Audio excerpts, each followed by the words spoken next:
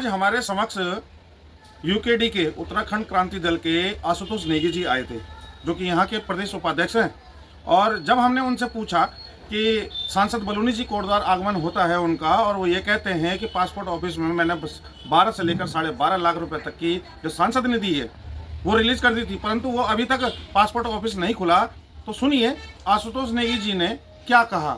ऐसा है ना, पहली बात तो ये है कि बलूनी जी जो भी कह रहे हैं ये हवाला तो वो बिल्कुल भी नहीं दे सकते कि राज्य सरकार साथ नहीं दे रही है और केंद्र सरकार चाह रही है, क्योंकि है तो डबल इंजन ही, और डबल इंजन पे इंजन आप ही के हैं, चाहे देहरादून का इंजन हो चाहे दिल्ली का इंजन हो, इंजन आपके हैं। कुल मिला के ये टालने वाली बात है, काम नहीं करना है। जो अगर पासपोर्ट ऑफिस खुलना था तो उसके लिए तो बजट केंद्र से आवंटित हो नहीं था, अगर हुआ है तो मुझे नहीं पता इस बारे में।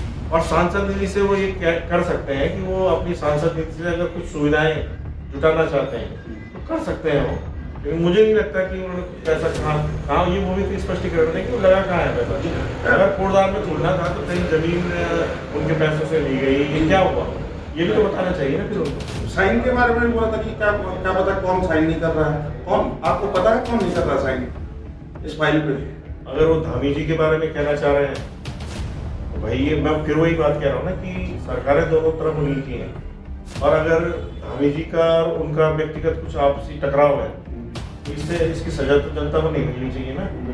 जनता ने तो दोनों जगह आपकी सरकार बना दी और फिर आप आपस में उलझ रहे हो।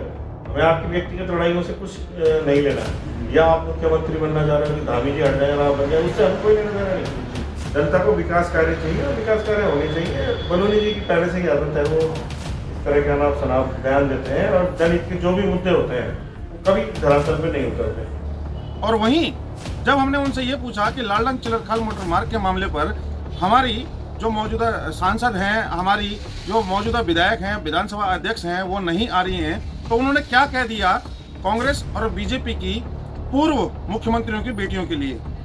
लालडंग चिलरखाल वाले में शायद वो एक दिन भी अभी तक धरना स्तर पर नहीं है।